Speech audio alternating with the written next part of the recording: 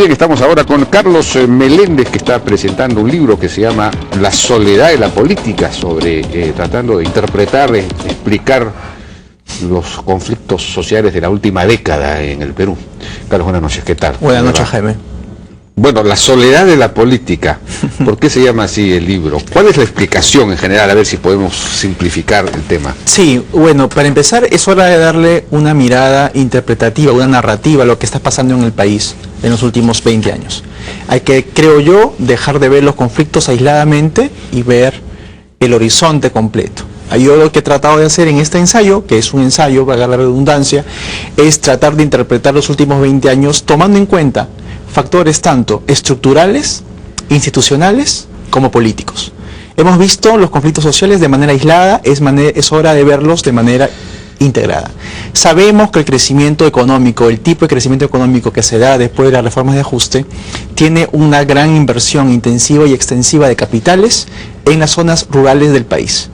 Esto además se da conjuntamente con reformas institucionales que activan la política local, desde el famoso decreto legislativo 776 de la década de los 90 hasta las reformas descentralistas y las reformas participativas del gobierno de Toledo y las últimas reformas, ¿no? Y a ello se le suma que estos fenómenos se dan justamente en espacios donde la densidad estatal es muy débil. Esto lleva a que haya muchos incentivos para la participación política desde el plano local. Esta es la gran novedad con respecto a lo que fue la política en el siglo XX. La política en el siglo XX básicamente se hizo desde las ciudades, porque los incentivos para hacer política estaban en Lima y en las ciudades de la costa. Ahora los incentivos para hacer política están en el plano local. Pero, y aquí viene el tema de la soledad, es que esto se da en medio de lo que alguna vez hemos comentado acá, de una doble brecha de articulación, donde la lógica movimentista va por un lado de la lógica electoral, hay una brecha horizontal, ahí no se juntan los planos. Explica un poco eso. Exactamente, lo que vemos es que existe una lógica de demandas sociales, una lógica de movilización social, ¿no?, que no necesariamente está siendo realizada por los mismos actores que participan en la política electoral. Mientras tenemos frentes de defensa en el plano social, tenemos movimientos independientes en el plano electoral. Pero muchas veces los movimientos son trampolines para luego postular a una alcaldía, porque muchos alcaldes son expresidentes de frentes de defensa, digamos. Un poco lo has dicho, ¿no? Ha habido una tal descentralización de recursos, sobre todo a los gobiernos locales y regionales, que se han convertido en un botín, entonces hay un gran incentivo para... Se ha activado, digamos, la política local, todo el mundo quiere llegar a ser alcalde o quiere... y entonces... organizar una movilización social es un trampolín interesante es una plataforma interesante para eso. Excluyamos a Gregorio Santos y pensemos en los operadores políticos de conflictos sociales en la última década. Hablemos de los nombres de Nelson Palomino, hablemos de Alberto Pizango, hablemos de Iburcio Morales, por ejemplo, que lastimosamente murió hace unos días. ¿Cuál fue, de Washington Román en el Cusco, cuál fue el éxito electoral que tuvieron ellos? No tuvieron ningún... Tú me has mencionado a 2 o 3 cocaleros, dirigentes cocaleros. A eso voy, que hay una lógica. Pero eso es otra cosa. Están en el plano del movimiento social, están en demandas sociales, están haciendo política en el plano de las protestas. ¿Cuántas protestas vienen desde el punto de vista de los requerimientos de los movimientos cocaleros? Bueno, pueden no tener éxito electoral, pero muchos de ellos se presentan, ¿no? Muchos de ellos se presentan. Forman su pequeño movimiento local o regional y se lanzan. Pero ¿quiénes son los que ganan las elecciones a nivel de alcaldes provinciales, de gobiernos regionales? No son estas personas que vienen de la lógica movimentista. Claro. Son más bien empresarios locales. ¿Cuántos locutores radiales, por ejemplo, ganan elecciones en el sur del país? Entonces, ahí lo que vemos, bueno, Gregorio Santos es la excepción que confirma la regla, creo yo. Gregorio Santos es alguien que ha logrado articular muy bien, por eso justamente es su poder relativo, y ha demostrado que es una figura política importante en Cajamarca, porque él sí ha logrado articular el plano de la lógica de la protesta con la lógica de la elección, de la lógica más política. Pero esa es la brecha horizontal. Además pertenece a un partido, que es Patria Roja. El problema es que el partido Patria Roja a su vez no está integrado a la lógica electoral, ¿no? Es decir, no forma parte del sistema político. Forma parte del sistema político en general, pero no del sistema político electoral, porque no se presentan, ¿no? Bueno, veremos lo que pasa en 2016. Ahora sí se van a presentar. Ahora se van a presentar, ¿no? Carlos, me están pidiendo una Okay. Amor, hoy estamos solitos, así que vine a mi farma por mi pastillita. Hoy no es lunes, mi amor. Los descuentos en mi farma son los lunes. Ponte linda, bombón. En mi farma, a los jóvenes mayores de 50 años, nos toca hasta 10% de descuento en medicamentos, todos los días. Con mi farma, me toca todos los días. Te esperamos. ¿Qué diferencia un polo de otro? Dinos tú. Polos Print and Lock a 19 soles 90. Solo en Oesle. Llevo en el pecho el orgullo de tantos peruanos. Llevo en el alma la dicha de haberlo logrado. ¡Hey! Somos la fuerza que mueve el país. Con garra, con chamba, vamos a surgir. Ellos son la fuerza que mueve el país. Nosotros, el banco que los impulsa. Mi banco, el banco de los que mueven el país.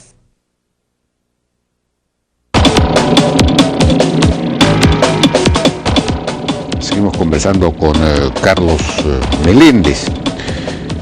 Bueno,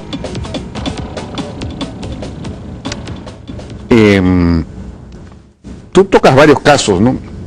Pero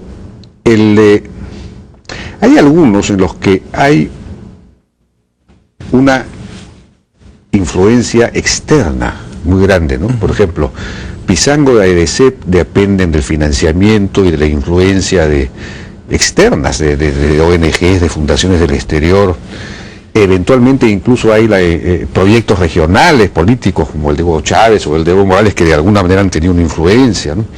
Las famosas casas de la amistad con Cuba, que hay como 200 que juegan un papel, algo hacen ahí. Y la Casa del Alba, ¿no? La Casa del Alba.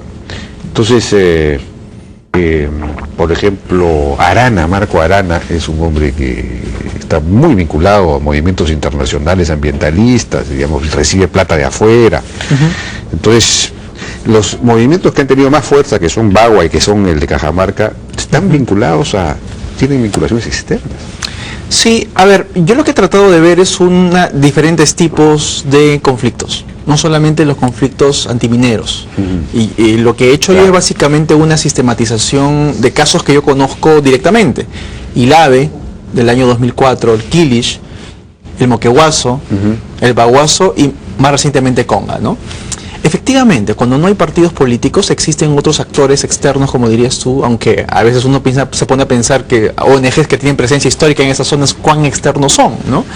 Pero lo que sucede es que ellos tienen quizás un rol de dar la articulación, el discurso, el enmarcado, el framing, no solamente los recursos, no veamos solamente el apoyo a través de los recursos que pueden dar, sino a través finalmente de producción de ideología. Claro, no también, digamos, me parece que en el caso de Bagua y en el caso de... Tú dices que en el libro que la causa de AEDESEP y de Pizango era justa, pero en realidad lo que hubo ahí es la construcción de un mito expoliador, es decir, se inventó que estos decretos legislativos iban a despojar a la gente, y pues claro, si a mí me dicen que me van a despojar, yo me movilizo hasta la muerte. Y era mentira, porque cuando se pedía la precisión, bueno, modifiquemos pues, ¿qué artículos hay que cambiar? No había nada que modificar. Entonces, fueron muy hábiles en construir un mito expoliador, lo mismo que en Cajamarca.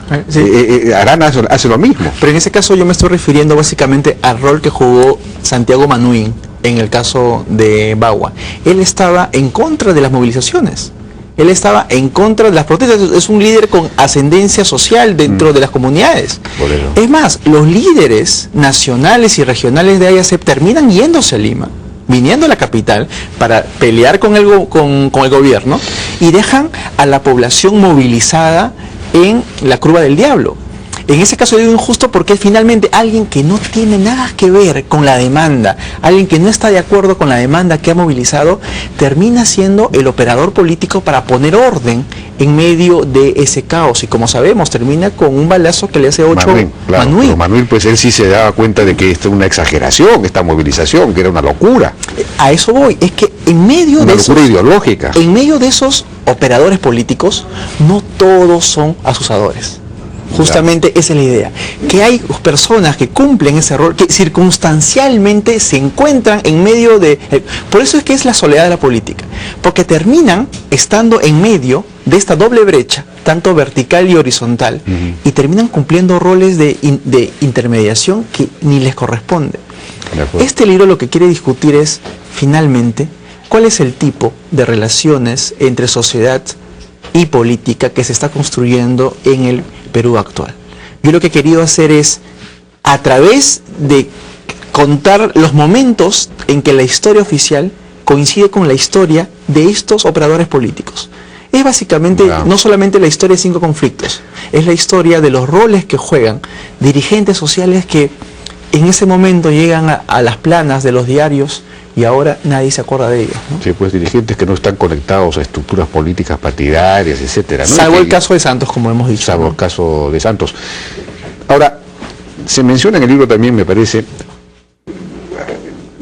lo que ha pasado es que en los últimos 20 años, el cambio del modelo económico de alguna manera, como dices tú, ha llevado las inversiones al interior.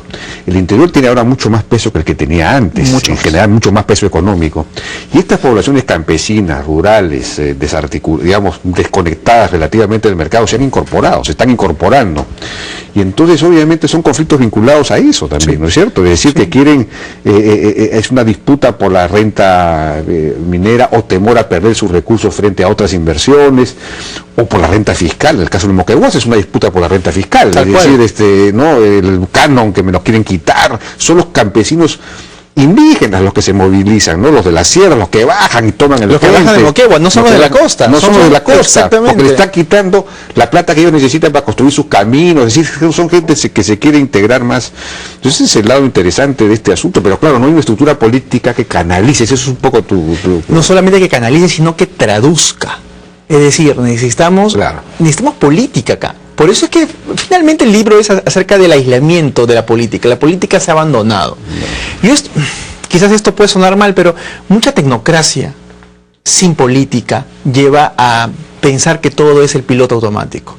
Y los problemas que estamos viendo en el Perú son problemas políticos. Bueno, pero hay una alternativa. En los 90 Fujimori construyó un régimen personalista, clientelista, que digamos, la sociedad estaba tranquila en ese momento porque no es que no hubiese política, no había política partidaria. Bueno, después tampoco ha habido política partidaria, sino que ha habido esta política desintegrada, digamos, ¿no?